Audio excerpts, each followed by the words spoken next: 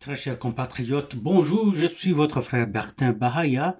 Je suis de père et de mère congolais et je suis né à Idjwi. Idjwi, c'est l'île, la deuxième plus grosse île d'Afrique après Madagascar, est située entre les deux villes congolaises de Goma et Bukavu, en plein milieu du lac Kivu. Il fait face de l'autre côté au Rwanda, au fameux Rwanda. Vous êtes sans ignorer tout ce qui se passe. Il y en a à manger et à boire pour tout le monde sur Internet. Quand on demande aux gens qui sont sur terrain, en fait, aux personnes civiles qui sont sur terrain, ils ont des dires dichotomiques. Il y en a ceux qui disent on voit certains membres du M23 dans les rues. Comment ils savent que ce sont des membres du M23? Je ne sais pas. Les FARDC, eux, on les reconnaît par leurs uniformes. Mais ils disent que les FARDC sont dans la ville. Certains FARDC, on voit des gens en uniforme de FARDC, mais ils ne sont pas en uniforme de combat, de front. C'est que on se demande si réellement ce ne sont pas ceux à qui le Rwanda a filé des uniformes et qui sont dans un coin où ils ne peuvent pas. Ils vont dire qu'ils sont à l'aéroport, mais ils ne vous montrent rien de l'aéroport, même pas une portion de l'aéroport où ils sont. Ils sont contre un mur. Oui, ils disent qu'ils sont à l'aéroport, qu'ils ont été abandonnés par les autorités militaires, qu'ils sont seuls, mais ils tiennent le coup, tout ça. Alors, on ne sait pas leur vraie vérité. Alors, quand on demande à certaines personnes, comme des pasteurs, ou des gens qui ont des membres de famille proches des politiques ou des militaires, ils sont tellement biaisés. Et surtout biaisé pour le compte de l'ennemi que ça me déchire le cœur. Le général Chirimwami est congolais. Il est allé au front. Il a perdu la vie. Pourquoi ça doit être un problème de nature à sympathiser avec l'ennemi? S'il est tombé et que vous sympathisez avec l'ennemi parce que vous revendiquez que vous n'aimez pas ou vous fustigez la mort du général et que pour cette raison vous êtes avec l'ennemi, cela veut dire que vous imputez au général la cause que vous êtes en train de défendre, celle de l'ennemi. Sinon, si vous êtes avec le général et que le général se battait pour le pays, vous allez le célébrer et vous allez continuer son combat. Mais par contre, vous dites non, nous sommes pour le général Chirimwami, nous fustigeons les gens de Kinshasa. Et si le Rwanda veut tout prendre, le Rwanda prenne tout. Est-ce que vous voyez la logique derrière ça?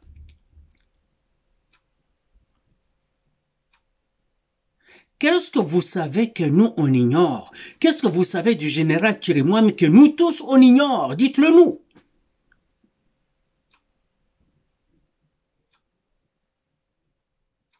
Et pourquoi le général rwandais chargé de service d'intelligence de l'armée a été le premier à annoncer la mort du général Chirimwami, qui venait à peine de tomber sur la ligne de front?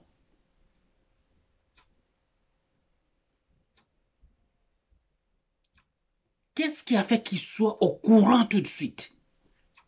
Quelqu'un est encore en train de convulser de ses blessures et le Rwanda annonce sa mort. Pendant qu'au Congo, même ceux qui sont à quelques centaines de mètres de là où se trouve le général ne savent même pas que le général est mort. Ils savent seulement qu'il y a un tir dans cette direction-là et que les gens pourraient avoir été blessés.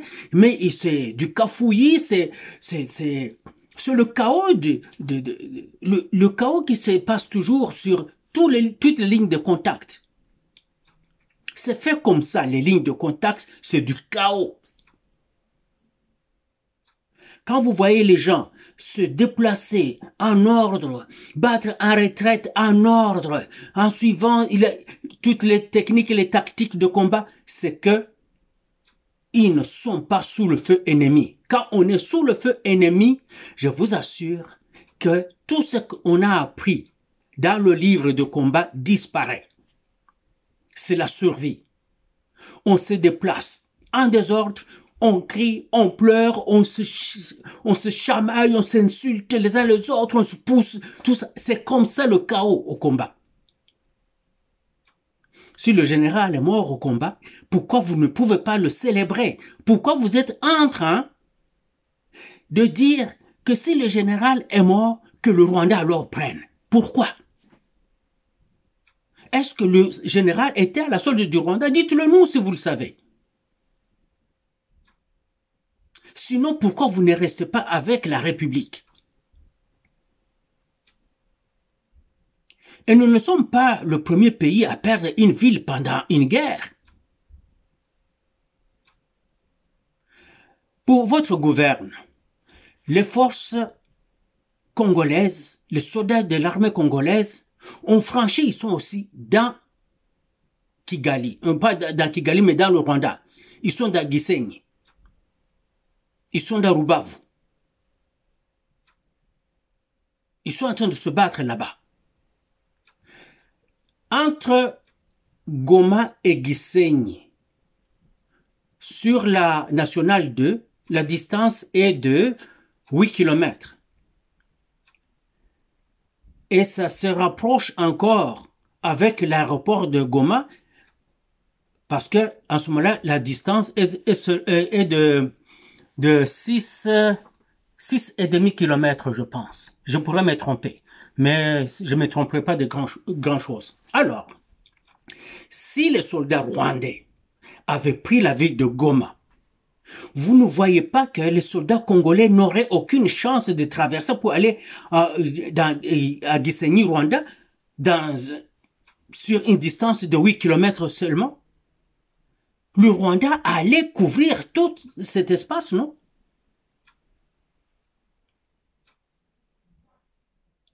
Aujourd'hui, les Ukrainiens ont pris une grosse ville russe qui s'appelle Kursk.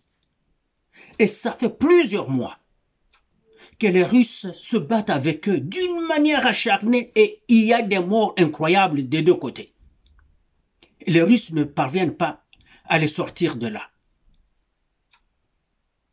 Et nous qui avons cette cohorte des traîtres, nous qui avons ces bataillons des traîtres, des officiers traîtres qui sont à la solde du Rwanda, les anciens officiers qui sont à la solde du Rwanda,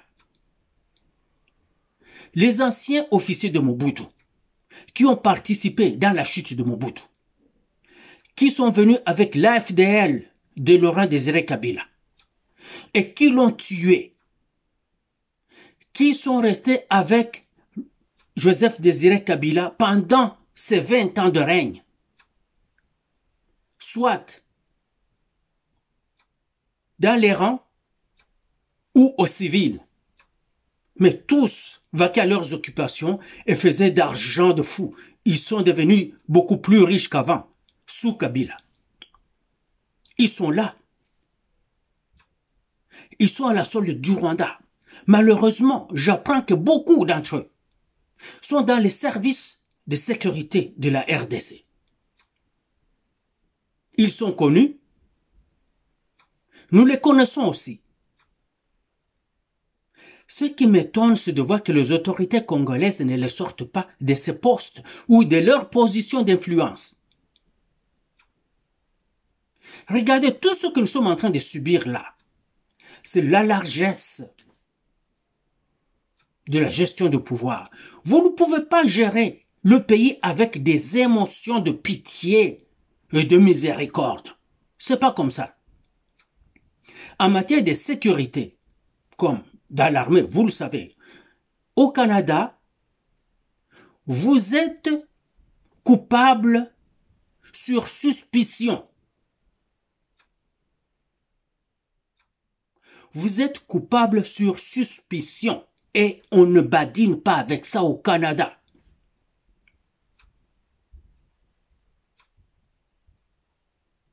Chez nous, ce n'est plus des suspicions, c'est vraiment des réalités. On sait que tel général, tel général, tel ancien général, tel ancien général, tel ancien colonel, tel ancien...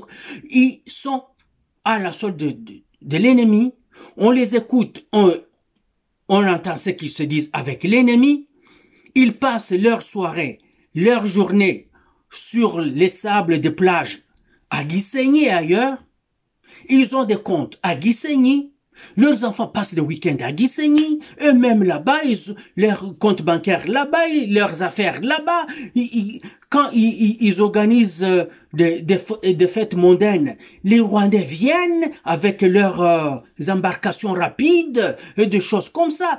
Tout ça, vous le savez, vous le voyez. Et vous les laissez là-bas.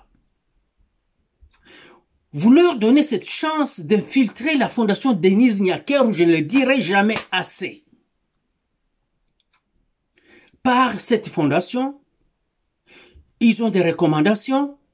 Le président de la République ne sait rien de tout ça, parce que ce n'est pas son travail de faire les enquêtes, c'est à l'ANR, le DEMIAP et tout ça, et d'autres services, de faire des enquêtes sur toute personne qui va être embauchée par le président. Que ce soit au gouvernement ou à la présidence, et même les députés.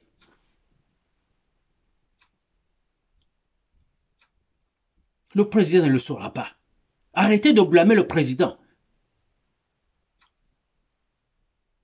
Là où moi, perso, je le blâme, c'est sa largesse. Quand les services tombent sur quelqu'un, pourquoi pensez-vous qu'il faut pardonner la personne? Pourquoi pensez-vous qu'il faut observer de la miséricorde? Pourquoi vous pensez comme ça, monsieur le président? Pourquoi vous pensez que si vous démettez une personne de sa fonction, oui, elle va crever de faim? Mais les Congolais crevent de faim, 5 millions crevent de faim. C'est cette poignée-là qui garde... qui veulent, d'ailleurs, je ne sais pas s'ils ne vont pas ces gens-là ne vont pas vous flinguer, monsieur le président. Ils sont tout autour de vous. Ils organisent votre sécurité selon ce qu'on entend parler. Vraiment? Et organisez votre sécurité pendant qu'ils mangent avec Kagame. Kagame qui agresse votre pays et a l'intention ferme de vous nuire, vous tuer, vous et vos enfants. Et il a déjà tué 15 millions de Congolais. Pensez-vous qu'il va hésiter d'en tuer un qui est président?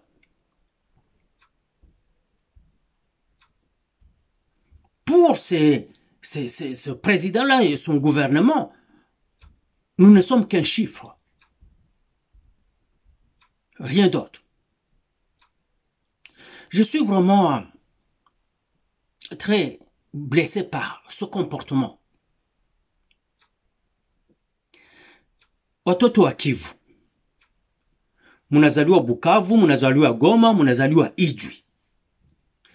Muko ba Minova, muko ba Kalehe, muko ba Sake, muko partout.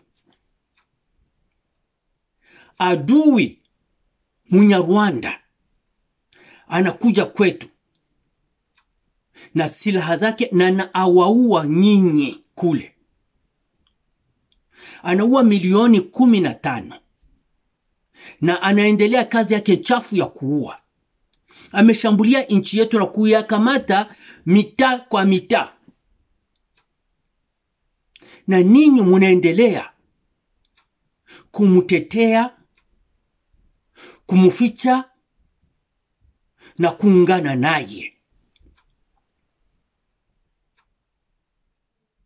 Je comprends que vous avez passé 20 ans avec le Rwandais président en RDC que vous avez appelé Kabila.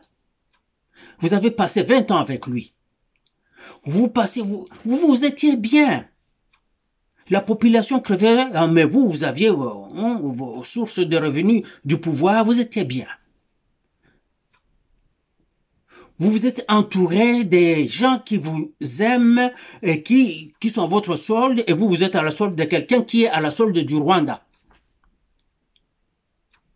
Et vous voyez maintenant les 5 ans passés de Tshisekedi, plus les 5 ans à venir, que vous n'avez pas nécessairement la main sur les milliards qui sont récoltés aujourd'hui.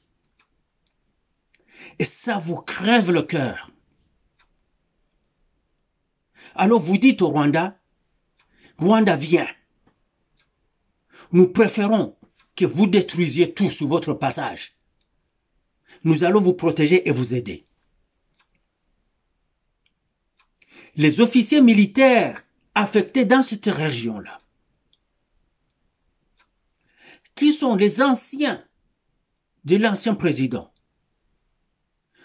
Votre travail, c'est la défense nationale, car vous êtes soldat. Vous ne devez pas regarder qui est au pouvoir.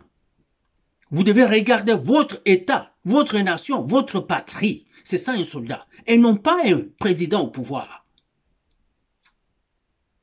Le seul moment que vous allez regarder un président au pouvoir, c'est quand vous voyez que ce président améliore aussi vos conditions de vie, comme Tshisekedi le fait, améliore les conditions de vie de vos familles, comme Tshisekedi le fait, en construisant des écoles, des hôpitaux, des salaires pour vous-même, en rendant vos femmes sécures quant à la maternité, des choses comme ça, en amenant le transport dans le pays, construisant des universités, des hôpitaux, des écoles, construisant des ponts, reconstruisant les routes, tout ça. Quand vous voyez un président comme ça, oui, vous allez vous dire, celui-ci, il travaille pour le pays. Nous allons, nous aussi, faire notre travail au meilleur de nos capacités, sans arrière-pensée, sans hésitation et sans réserve mentale. Parce que il est digne du pays. Et les soldats congolais ont été exactement cela, sauf leurs supérieurs. Leurs supérieurs ont trouvé qu'ils ne pouvaient plus détourner comme ils veulent. Ils ne pouvaient plus avoir l'argent comme ils veulent, comme ils en avaient avant. Même si leurs subalternes n'avaient rien, eux, ils avaient quelque chose, ils vivaient bien. Et ils aimaient voir cette misère-là comme ça. Vous allez me dire, oui, il y a de la misère. Plus qu'avant. Oui, il y a de la misère plus qu'avant parce que nous sommes en guerre. Sous Kabila, il n'y avait pas de guerre. Il y avait des soi-disant rébellions orchestrées, fomentées, organisées, approvisionnées et protégées par lui. Et quand les conditions se réunissaient, ils amenaient l'État congolais en négociation avec eux et ils donnaient tout ce qu'ils demandaient, ces groupes armés-là, à ce groupe armé qui étaient des groupes rwandais. Tshisekedi arrive, il dit, niet, je ne fais pas ça. Au lieu que vous, Congolais, vous puissiez être avec Tshisekedi, vous trahissez Tshisekedi, croyant que vous faites mal à Tshisekedi. Non, vous ne faites pas mal à Tshisekedi. Oui, le président de la République, mais vous faites mal à vos concitoyens, à votre nation, à votre patrie. Tshisekedi partira comme Kabila est parti, comme Laurent Désiré est parti, Mobutu était parti, Lumumba était parti, Kasavubu était parti, les colonialistes, les colons sont partis. Tout le monde part, le pays doit rester. Mais parce que vous choisissez d'être à la solde de l'ennemi et vous regardez le président de votre pays qu'on vous recommande de détester et de tuer, vous oubliez qu'il est président de toute votre nation.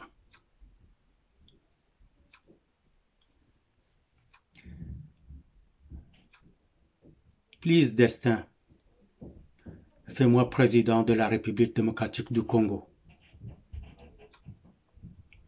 Please, Dieu. Nzambi, Liangombe, Mahesh, Vidimukulu, Zakomba, fais-moi président de la RDC. Je viendrai sans pardon. Les organisations de droits de l'homme se jetteront sur moi et je m'en fous. Les Nations Unies se jetteront sur moi et je m'en fous. Je serai sans pitié, intraitable et sans remords.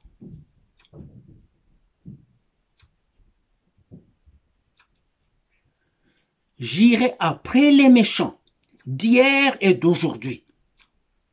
Et je vais tous les envoyer où ils ont fait aller les 15 millions de Congolais et d'autres aujourd'hui.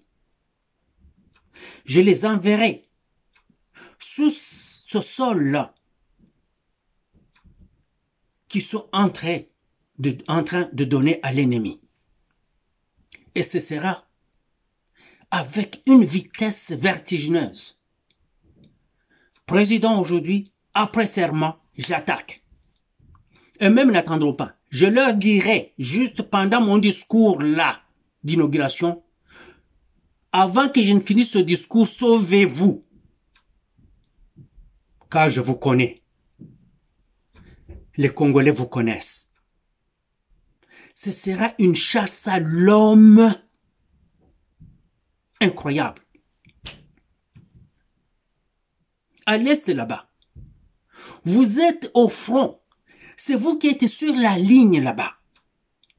Vous subissez tout de ces envahisseurs, de ces agresseurs. Mais pourquoi vous laissez certains des vôtres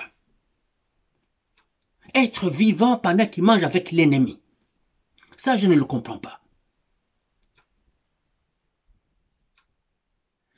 Le respect à des autorités coutumières ou politiques ne peut pas vous amener à accepter qu'on vous martyrise et qu'on vous tue comme ça.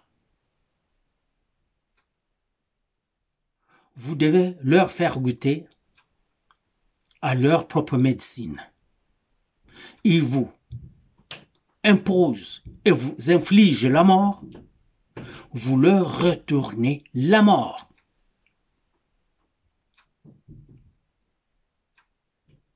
Quant à la ville de Goma, il n'y a rien, vraiment rien, qui prouve.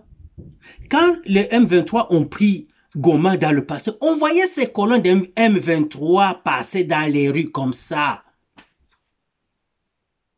On ne les voit pas. Mais on nous dit que Goma est tombé entre les mains. Pourquoi vous nous dites ça, mais vous ne nous montrez pas ces colonnes-là qui sont dans les rues de Goma? Montrez-les-nous. Et ça pourrait arriver que Goma tombe. Ce n'est pas la fin, ce n'est pas la République qui tombe. C'est une ville qui tombe et qu'on va récupérer. C'est comme ça la guerre. Regardez les Américains et toutes les forces de l'OTAN. Ils allaient se battre contre des paysans en sandales et en robe en Afghanistan, en Irak et partout là-bas. Mais ils subissaient des revers incroyables. Des massacres, des carnages contre eux. On les chassait de certaines villes, ils y revenaient. Ils les reprenaient. Quelques mois après, on les chasse encore. Et aussi ils reviennent quelques semaines après, ainsi de suite. Nous sommes chez nous. Le Rwanda n'est pas chez lui. Le Rwanda est chez nous. Les militaires rwandais sont chez nous. Maintenant, nous devons nous défendre, les repousser et les suivre, les poursuivre. J'espère que c'est ce que nous allons faire. Vous les connaissez quand ils arrivent dans un coin. Vous voyez que ces gens-là ne sont pas des vôtres. Ils viennent d'arriver. Et vous les laissez comme ça? Quelqu'un m'a dit hier, oh, on a déjà mis tout en place, on va éliminer tout remplaçant de Chirimwami. Je leur ai dit, mais vous êtes fous. Mais pourquoi? On nous dit qu'on va nous envoyer un Kassaïen. On ne vous envoie pas un Kassaïen. On envoie un Kassaïen défendre la nation. Et ce n'est pas un Kassaïen qui vient, c'est un militaire congolais. Un militaire congolais n'a pas de tribu, n'a pas de province. Il a une patrie, il a une nation, il a un pays, symbolisé par le drapeau qu'il porte. C'est ça. Il n'a rien d'autre. Soyez contents, on envoie une personne qui vient faire le travail. Vous l'acceptez, vous n'avez pas de choix, car c'est vous qui n'avez pas. Ce n'est pas vous qui aviez choisi Chirimwami. Chirimwami était quelque part perdu dans cette marmaille des anciens soldats Kabila. Tshisekedi l'a monté de grade. Et Tshisekedi l'a affecté dans le Nord Kivu. Et malgré toutes les accusations portées contre Chirimwami, et malgré qu'on perdait aux mains de l'ennemi des territoires en territoire, Tshisekedi ne le faisait pas partir. Tshisekedi avait toujours confiance en lui, pendant que nous on décriait, hein. Regardez mes vidéos, vous vous rappelez, vous m'insultiez, non? Moi, je ne voulais pas de Chirimwami là-bas. Et je disais qu'il faisait un mauvais boulot et que non seulement ça, il était rendu vieux qu'on l'envoie à la retraite et qu'il aille se reposer. Mais Tshisekedi avait confiance en lui. Lorsqu'il tombe au front, chaque soldat est remplaçable. Même au front, quand nous sommes au combat. Je reçois une balle, je tombe, mon ami continue. Il tombe, celui qui a compté, continue. Dans l'armée, toute personne est remplaçable à tout moment.